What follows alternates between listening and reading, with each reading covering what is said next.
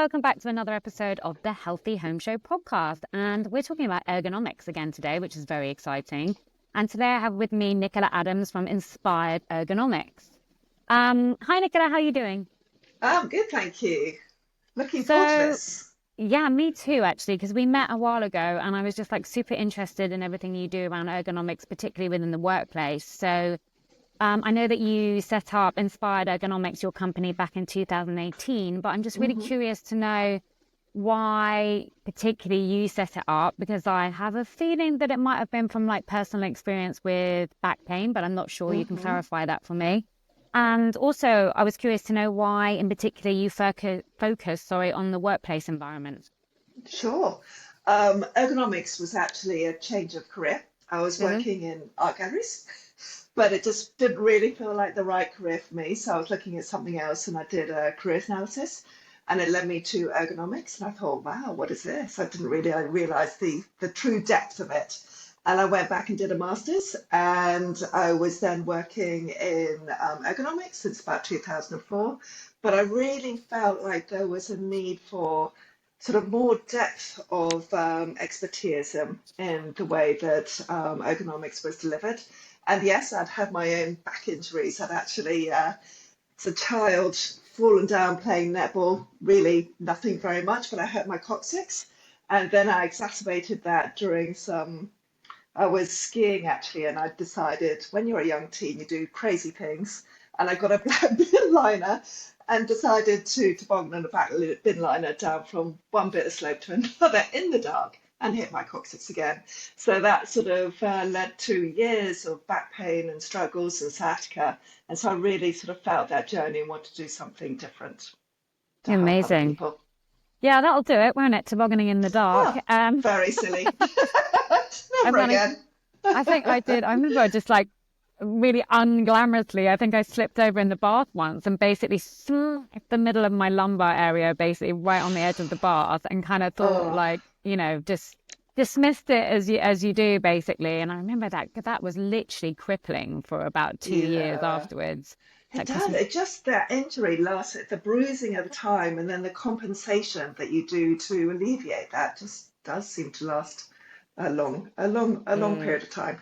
So, So I know I'm always quoting in articles and stuff that I write about the different amount of like work days that are lost basically down to hmm musculoskeletal issues and back pain in particular from, yeah, well, basically sitting on a chair that doesn't really support you. And I find like the figures around that just like vary wildly. I yeah, always like to say that over 12 million work days are lost per year in the hmm UK yeah, due to basically people sitting on crap chairs, for want of a better word. And yeah. so I just wondered, like, have you seen, because I know you're focused in the workplace, have you seen employers take ergonomics more seriously because of this? Yeah, there's those statistics unfortunately are only going one way, which is upwards. And there's been some new surveys, some new statistics, 22, 23, that showed I think it's, gosh, 35 million, something like that, days lost. Anyway, it's increasing from 2018. And that may be due to a number of issues like the stress, the mental health issues, and I think also the impact on the young from using Mm. technology at such a young age. We're seeing those 18, 20, 24-year-olds coming into the workplace and they're already struggling. And there was also some statistics on how 16 to 24-year-olds are really struggling with their health at the minute. Mm. Again, maybe due to mental health, but that has a negative impact on the musculoskeletal health as well. So it's stress, posture, everything that's contributing towards that. But yes, there's actually the Health and Safety Executive have a DSE Act that actually requires employers to provide education and training on ergonomics in the workplace. But a lot of companies seem to think that's a tick boxing exercise. But the more the more in depth you go, strangely enough, the more impact it has. We really need to treat it at an individual level and provide that education and training for people when they come into the workplace, when they have a new injury. But we really want to be proactive about it to prevent that injuries from getting worse and worse and tipping into a chronic pain injury. We really want to avoid that because there are such simple things that you can do to look after your back health, both in the workplace and out, that can really protect your spine for the future. I mean, my back now is much better than it was in my 20s and Mhm. 30s because I know how to look after it. So it's really that education piece. We should really be teaching kids at school as well, actually. Yeah, absolutely. And I was going to say that numbers probably increased also from the increase from work from home, Yeah. and a sort of more hybrid working model. Have you seen that as hmm well? Yeah, again, going back to the young, during COVID, they may be working on their laptops on their beds. But yes, during COVID, and when the working from home really became quite widespread, we were seeing some really interesting setups when we were doing the remote home working assessments. Really interesting, from working sitting on the floor at your coffee table to using the ironing board to yeah, sitting on your bed. Yeah. There's always something we can do. There was a problem of people with really restricted home working spaces, or people working from the dining table, or maybe their bedroom was the only quiet place. So they had to make adaptations. So that um, that period of time is still we're still seeing the impact of that as people are returning back to the workplace, but we still got hybrid working, and we're still Mm. seeing the problems that people have still not learned how to set up themselves properly when working from home, and then when they come back into the office doing the hot desking. Yeah, absolutely. That's interesting, isn't it? Because I talk a lot about kind of your work from home setup and, how to organize your environment basically to increase your productivity. But I mean, I think people haven't quite, integrated that into their working day. And I think maybe some of that is like cost, because if you're suggesting to hmm people to get a standing desk or, hmm a more ergonomic chair at home, then obviously there are hmm costs involved. But I Yeah. know that you've had firsthand experience with designing a specific chair hmm to help people. I would you say that that's more actually for people working from home or office as well, or combination? A combination. It really depends on where you're spending the majority of your time and where you're finding it more uncomfortable or more comfortable. Um, Again, I would always, there are simple adjustments that you can do, and the movement piece is really, really important. So, Mm. knowing how to schedule your working day, you know, if you're working from home, getting out first thing in the morning, doing some exercise before you then sit at your desk, and then taking regular breaks. But going back to the chairs, there are adaptations. If you are working a dining chair, then you can make adaptations to it. You can do like a lumbar support cushion because it's really important that you support your lower back curve in the way that it needs to be supported, because you want to allow those muscles in our backs to feel safe, to be able to relax. If you're Mhm. constantly battling against the discomfort of the chair, you're going to feel tense. Um, and then in the workplace, just knowing how to adjust the chair that is provided. Hopefully, it is more of an office chair in the workplace. You never know these days. You want to know how to adjust that to suit you. But from designing an office chair, I know the key elements that are going to make a difference. And during my own back injuries, what made a difference to me when my back was recovering. Hmm. When you are setting up, presuming you have got a chair that's going to support your lumbar uh, spine area better, how would you suggest someone positions their laptop or their computer? I mean, I'm hmm assuming that's better at eye height, but is there should it hmm be an angle, or is there anything else we should take into consideration? The biggest thing that we see is the use of the laptop causing problems. So it's really simple to do that. You just need to, as you say, raise the laptop up to eye level height, and that can be done with books, or it can be Mm. done with a laptop stand, or even better if you can dock it to a big screen. But what is really key is that you use a separate keyboard and mouse, because if you can raise that laptop and just use the keyboard raised, then you're going to hunch your shoulders, you're going to create tension in your shoulders, and you're going to be extending the arms forward, which all is a bit of a problem for our upper backs. So using a separate mouse and key with whatever you use, keyboard with whatever you're using is going to make a huge difference. Yeah, that's really interesting, actually, you say that. But I just wanted to go back to, talking about younger people, if that's okay, because I, Yeah. for some reason, don't actually think about them. When I'm thinking about like, musculoskeletal issues, I hmm kind of like put that down to adults more than children, basically. But as you Yeah. say, it's a good point that, they're on technology so much these days that they get that, what's that neck called, hmm basically, when you're kind of like Technic. tech neck. That's it. Technic. Brilliant. There was just a case, an article actually about Botox being used to treat technic, which it seems a bit extreme. But Oh, wow. yes. Does seem a little bit too extreme. But I mean, I know a bunch of youngsters, like children of my friends, basically, who are on their computers day Yeah. in, day out, whether they're Yeah. gaming or it's for school or whatever. hmm So, I mean, would it be the same kind of chair that they should use to basically hmm support the activities they're doing in that chair? hmm Or, I mean, are there other tips that are more specific to children, you think, hmm that are It's all about relevant? yeah, it's all about our biomechanics when it comes to the neck and our musculoskeletal system. So, um, if we're thinking about technic, we want to be reminding us, psychologically reminding ourselves to use that equipment without bending our neck down. So we want to adjust the equipment or the technology that we're using to us rather than our body adapting to it. So when you're Mm, using your phone, raise it up to sort of about eye level rather than bending your head down and scrunching your shoulders forward. It's going to be a much better position, much more relaxing position to be able to use it in. Probably doesn't look so cool for the youngsters to use a phone in that way. But that's a great tip if you can, if I don't know, encourage your friends to do the same. um, and then with the use of laptops, again, it's sitting so that your laptop is at that eye level height, so you're not scrunching your shoulders forward, you're not extending your shoulders to reach the keys. If you are having to sit on your bed, maybe put it on a lap on some cushions mm. to raise that height and try relax the shoulders down when using it. So it's all about adapting the equipment to make sure the load on our body is not exacerbated. Yeah.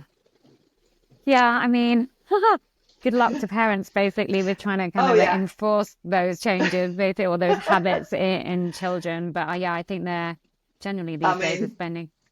I even struggle with my 22-year-old. She's been at university sitting on the bed using a laptop, and now that she's having a bit of back issues, she's now understanding the reason I say things that I do.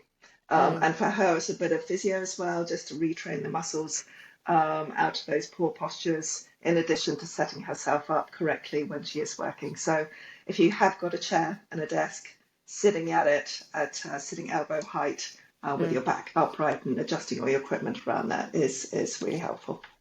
Yeah, and it's a super important investment, isn't it? I mean, it's a bit like a Yeah, bed. These days, people spend so much yeah, time sitting in their chairs that, yeah. like we do sleeping, basically, it's an important piece of furniture to invest in. I was going to ask you on a totally different subject. hmm I read on your website that you specialize in a biopsychosocial approach to back hmm pain. Can Yeah. you explain to me what that is? Yeah. It's a mixture of the biological, the psychological, and the social aspects that affect our experience of pain. So it's really looking at our whole life and all our belief systems and the stress levels, anything that can impact on the tension in our Hmm. bodies. So when people have been in pain for maybe more than 3 months, it tips into something called chronic pain. And there are some neurological changes that actually happen in our brain when we've been in pain for a long time. It's like we get stuck, we get sort of stuck in a fight or flight, and everything tenses in our body. Um, I experienced this actually when I really damaged my piriformis, and that lasted for 6 weeks or more, but it started to tip into that long term pain. So I had Yeah. to really, as well as doing the rehabilitation, the posture checks, and things like that, I had to really remind myself to relax the muscles in my back, that it was safe for those muscles to relax. So it's looking at the psychological factors that may be exacerbating our pain experience. And do you use that approach in with companies in the workplace or more in a rehabilitation kind of Yeah, centers? it comes into play when we're doing our ergonomic consultations, when we're doing our one-to-ones, or even with the online self-assessment training platform that we designed. It comes into play in the language that we use. It's really, really important that we give a positive language and that we don't go, oh my goodness, poor you, that's going to be awful, that's going to take a long time to recover. We try and Mm, be positive and encourage people to be proactive and use things like graded movements so that their body feels safe when they're starting to move again, that they sort of they start to understand how they can recover. We want that movement piece is actually really important because it encourages the oxygen and the nutrients around our body to help reduce that inflammation that is exacerbating the issue. Um, so yes, we need to be careful in the language. There's often a thing where people, if they have back issues, they may go for a scan and they may be diagnosed with a degenerative spine. mm. But all of our spines degenerate. They sort of, as we age, sadly, but not everybody who's old has got back issues. So it's a physical cause is not necessarily causing pain. It's more your thought processes behind that. So there Right. are obviously physical elements, but also psychological as well. Yeah, that's super interesting. I guess there's a certain amount of muscle memory as well around that. Exactly. Yeah, we're sort of if we're feeling if our bodies are used to feeling tense, and we feel it's unsafe to do certain um, movements, we might just get stuck there. Mm. Yeah. No, that's super interesting. And going back to what we were talking about, internet usage and stuff before, I Mm. know that's kind of an area that you like to talk about quite a lot. What's the what are the links that you're finding basically between kind of ergonomic issues and internet usage? And I know that were talking a lot about kind of psychological barriers basically to internet Hmm. usage. Is that Oh correct? yes, that was. I think you're talking about my thesis I did for my master's, which was Oh, psychological wow. barriers to internet usage. It was back quite in quite the early days of internet usage, and it was aimed at understanding uh, over 55s, which sort of near that age now. No one was young at the time. Perceived usefulness and ease of use and efficacy of the internet. And so, Mm, just doing that research and understanding, it was very fear based. At that time, the internet was really quite new. This was back in 2001, 2002. People were worried they would break the computer. They were concerned that if they hadn't had been taught how to do something, that it would just break everything. So that training, that education piece was really important for optimizing the usage and feeling safe to use the internet, as it is with everything in life. If we're unsure, and probably the pressure on our time these days, if we're unsure, we may not have the chance to go and explore and learn and teach ourselves how to use it. So that education and training is critical, and everything from using a chair and understanding that if you lift a lever, it's not going to break the chair. That's going to actually make it more comfortable for you. Might change the angle of the backrest. mm. To using a new bit of deck tech that the company is rolling out, um, to using our phones. If we're not sure of how to use it, it creates a barrier of ease of use and efficacy. Yeah, that's interesting actually. I see the same at the moment with AI, with the sort of like the kind of, Yeah, introduction of AI now into everything. It feels like we're kind of like rocketing towards kind of everything being much yeah. more kind of focused around the AI. And there is a certain kind of sense of resistance basically along Mm. a lot of people. And then there's also the people that are like kind of like diving in there kind of like completely and like totally involved. So yeah, it's very interesting to kind of see, especially with kind of like older age groups, I think. It's the Hmm. same with everything, isn't it? I suppose Yeah. as we get older, baby, basically we become maybe a bit more resistant to Hmm. change, resistant to Hmm. kind of new things. Yeah. Um, how going back to the workplace, I'm always interested to know basically because I think when I talk a lot about kind of health within the workplace, I find that still, unfortunately, even though we know that it's super important for the human to be looked after within that space and for their health to be promoted, for, productivity within the workplace, lowering absenteeism, being able to hold on to talent, that kind of thing. But I find that a lot of it is still lip service.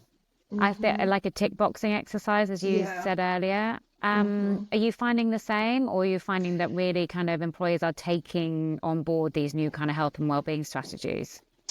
Yeah, and neurodiversity is a big example of this as well. That's really people are sort of unsure of how best to deal with it.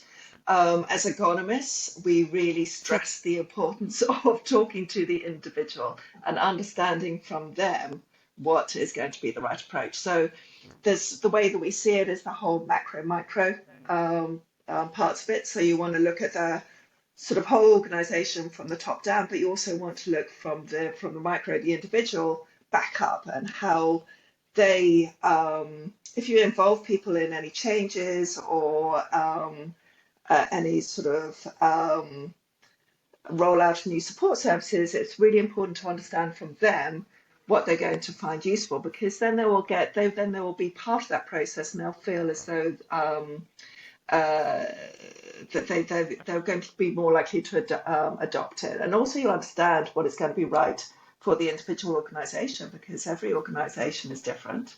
Everybody's needs within the organization is different. It's such a balance. So it's Mm, just really starting that conversation and finding the right well-being solutions that are going to fit, both in terms of compliance, but also that efficacy piece again.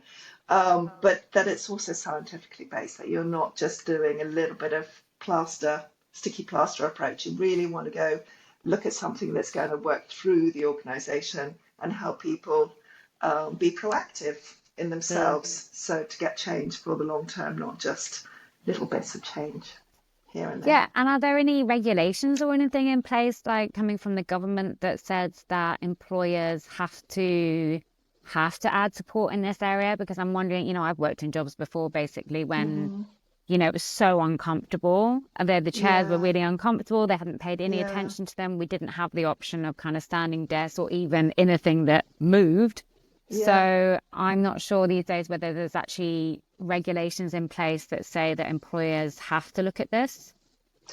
That HSE DSE Act is making sure that they do provide the right type of furniture, and there's the education and training how to use it properly, because Mm, they see the impact that it has on increasing risk of back issues in the organisations, both at home and in the workplace. But there's also the well building issue to which we've been talking about, and you're a member as well. So I'm an advisor on that, and mhm. they really focus on active furnishing. So that sit-stand desk, the open stairwells to encourage movement through the day, things adjusting, and that education and training piece as well. So you Mm. want things as adjustable as possible within your budget, of course, because that's going to make sure that everybody from 5'2" to 6'6" is going to be able to use the same hot desk that everybody's been provided with. Yeah, I love the well building standard really and Oh, everything that's going yeah, into that at the moment. And for my work, I tend to use the sort of same concepts and health and well-being strategies that they do, but apply it more to the home and the residential environment. It's great now that the well building certification can be applied to residential homes. Still quite expensive. So I think it's sort of like seeping into the residential market a bit more fantastic. slowly. But it is great that we're heading in that direction, because I think Yeah. that even if people can't afford to put their residential building through the well certification process, at least they can adopt some of the ideas and the concepts and basically Yeah, put them knowing in. what they can do to improve their home lives is now that we're spending ever more time in it. If we're working from home sometimes as well, it's so important. Yeah, and on that note, at home, are there any other kind of tips or strategies that you can think of in terms of ergonomics that would be relevant for people from a home perspective? I spoke to actually another ergonomics lady recently from had a totally different kind of area of business basically, and Yeah. she had a product which is basically a kind of more glamorized grab rail, for example. Mm-hmm. And she'd incorporated basically those into plant pot holders and, kind of like sexier looking kind of towel rails in the bathroom. And the significance of that was actually quite huge, not only from a Mm, mobility perspective, in that, it was helping elderly people, hold on and, protect themselves from falling at like key places around mm. the home. Yeah. But it actually had the knock-on effect that it stopped people knocking on their doors and making nuisance Yeah. calls because the grab rail outside the property sort of identified them as a weaker resident, if you like. Mm-hmm.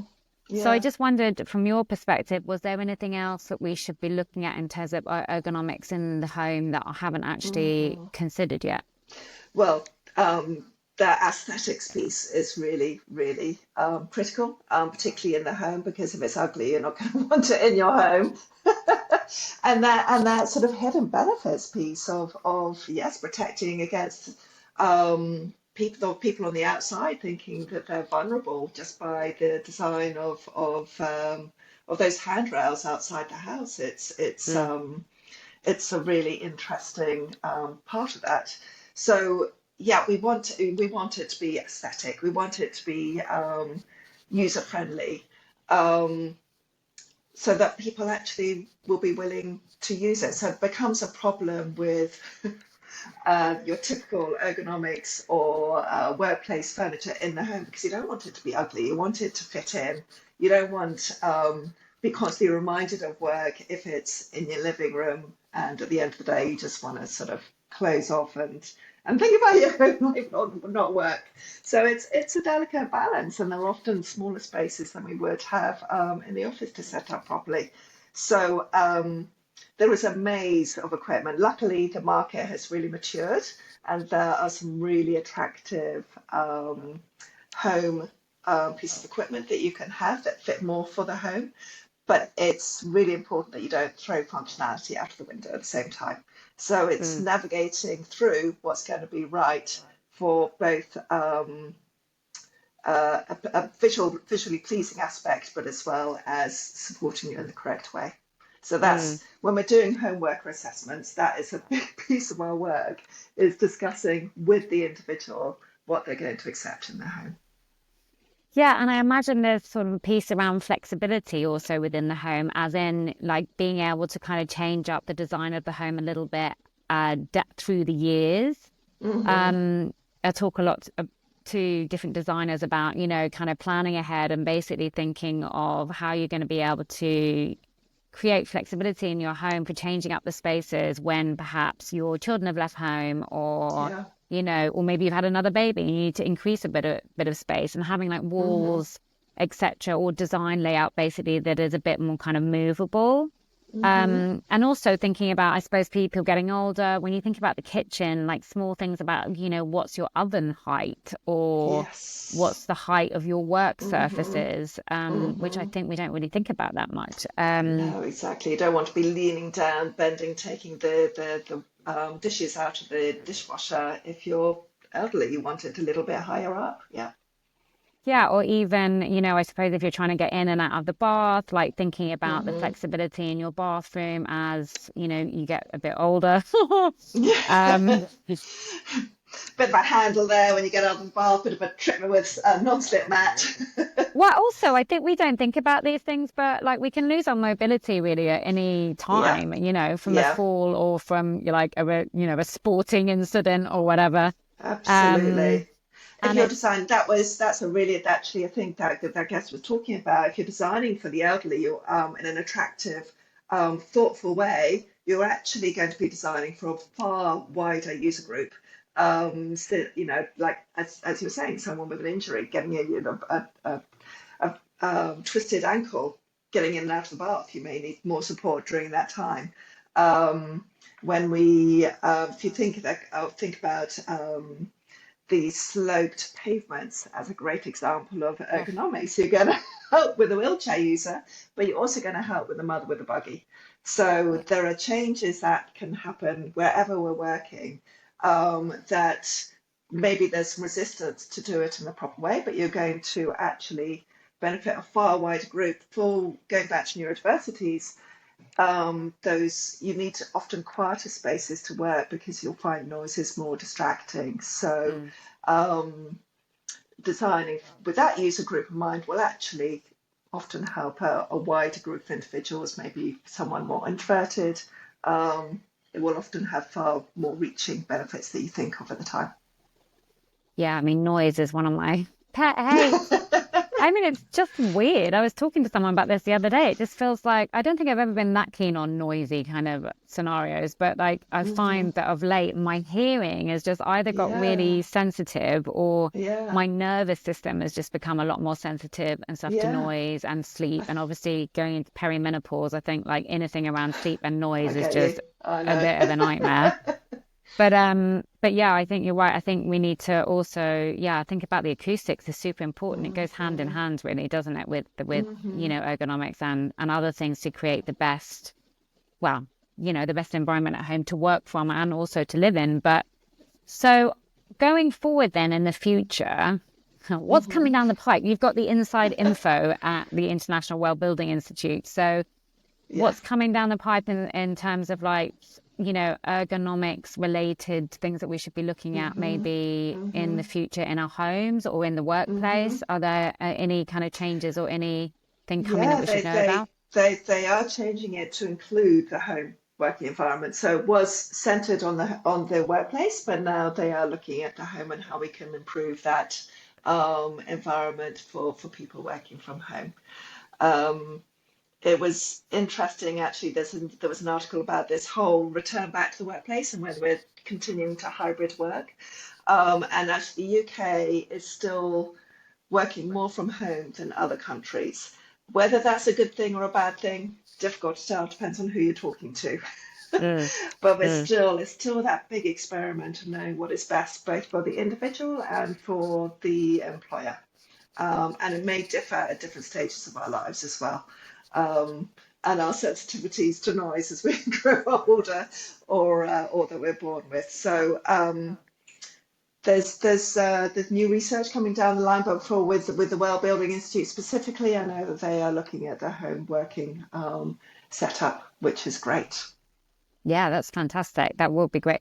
And I'm wondering how much responsibility employers will have to take in the future to help Hmm. employees set up at home if that's what Hmm. they're going to be doing and that's where they're going to be working from, because Yeah, obviously it is an expense to kind of yeah, get that sorted, a yeah, worthwhile one and a worthwhile yeah. investment. But yeah, I'm wondering like coming down further down the line whether employers will be taking on that responsibility or whether it would be a Yeah. bit like left to the No, employee. it is already a responsibility. And the clients we work with, we do both home and office assessments because they realise the importance of it. So bear in mind, most of the clients we work with are already really engaged and understand the importance of ergonomics. So we do it in several ways. We'll do the assessment, online assessment training, and then if they've got a higher risk, we will do the home worker and the office if they're working in both locations regularly. So going back to the HSE, the SE, there is a requirement to look after employees who are regularly working from home and to make adjustments as far as um, um, reasonably acceptable in terms of cost Mm, and what impact that's going to make. So and if there are changes that need to be made, then the employer actually has to pay. cool. Yeah. Great. That sounds good. Before I take up too much more of your time, I just wanted to ask you another two quick questions, actually, if that's Hmm. okay with you. Of One course. was related to the NHS, really, and health. I'm just wondering whether in the future we'll see more collaboration between ergonomists. Have I said that right? Hmm. Yes, you have. Yeah, those experts in ergonomics, basically, and health. providers like the Mm, NHS, for example, because obviously, we know that if your setup from, what you're working from isn't supporting your health, then basically it leads to days off work, and presumably people hmm head straight to the doctor basically for answers there.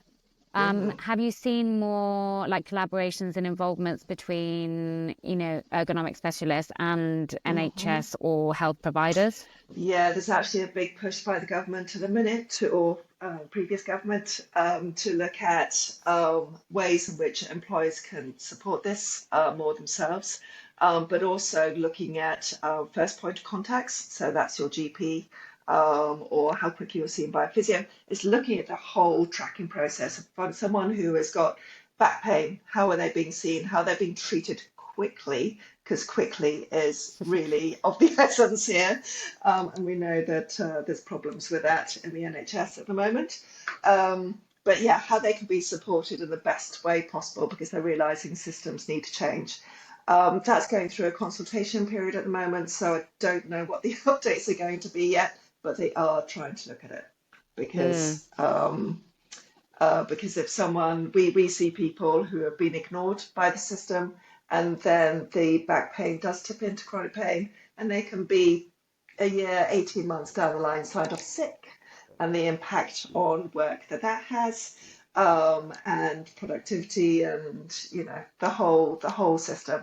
Not, of course, the impact that's going to have on them, and the stress, frustration, and anxiety of trying Yeah. to recover. But unless they're supported to know what's going to be the best way for them, it can be difficult to get out of that sort of vicious circle.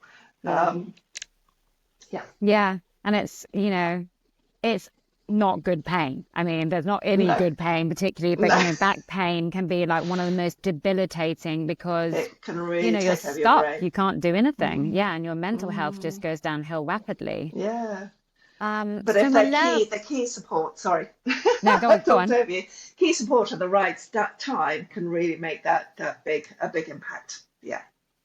Yeah. And I think even just for your mental health, like you knowing that someone has listened to you and is like Mm, looking at helping you basically can yeah. be like half of the piece of the puzzle, can't it? It's Yeah, like it can there's be. nothing worse for your actual mental health and your anxiety levels if you're in pain, but you can't get any answers or you Hmm. can't even get an appointment anywhere or Yeah, you know. But yeah, anyway, let's hope that goes in the right direction because yeah. absolutely. So I was going to ask you before I let you go. I noticed that on your website you have some really great tools and Hmm. helpful spreadsheets, etc. Maybe that people can Hmm. refer to if they're Absolutely.